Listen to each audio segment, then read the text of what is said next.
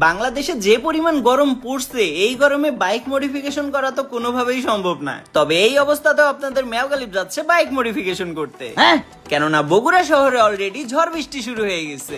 আচ্ছা, চারদিকে কিন্তু সেই রকম ঠান্ডা পড়ছে। আরে ভাই ঠান্ডা না চাই, বৃষ্টির পর গরম আরো বেশি বাড়ছে। শোনা গো আমার। আর এই জন্য আপনাদের মেয়াগালিব বাইক চালায় চালায় প্রকৃতির বাতাস খাচ্ছে। যাই হোক, তীব্র গরমের জন্য বাসা থেকে বের হচ্ছিলাম না, আর এইসব কারণে বাইকের মডিফিকেশনও করা হচ্ছে না। আজকে একটু বাইরে বের হইলাম, ভাবলাম নতুন কিছু মডিফিকেশন করি, কিছু একটা পানিতে ফেলে দেই। আর অমনি শুরু হয়ে গেল ঝড় বৃষ্টি।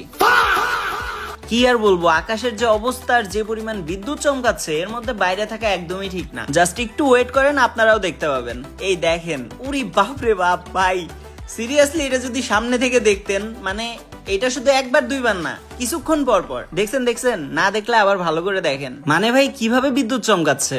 যাই হোক আর তাই হোক, এই পরিস্থিতি দেখার পর আমার মডিফিকেশন করার শখ একদম মরে গেছে। তো এখানে দাঁড়ায় দাঁড়ায় ভাবতেছিলাম যে বাসায় ফিরে যাই, আবার হঠাৎ করে মনে হলো যে বাইকের কয়েকটা ভিডিও নিয়ে যাই, যেহেতু বের হয়ে গেছি। সত্যি বলতে আমার ক্যামেরা, ফোন, এমনকি আমি নিজেও পুরো একটা ভিজে গেছি। তবে যাই বলেন আর তাই বলেন, এই অবস্থায় কিন্তু বাইক চালানোর একটা আলাদা মজা আছে। আচ্ছা, এখন আপনারা বলেন, আপনারা কে কোন জায়গা থেকে আমার ভিডিওটা দেখতেছেন? মানে আপনাদের শহরেও কি সেম অবস্থা? মানে আমি বলতে চাচ্ছি, আপনাদের ওখানেও কি আমাদের মতো ঝড় বৃষ্টি হচ্ছে, নাকি আগের মতনই গরম আছে? আমার মতে ঝড় বৃষ্টি তো এখন মনে হয় বাংলাদেশের প্রায় সব অঞ্চলেই হওয়ার কথা।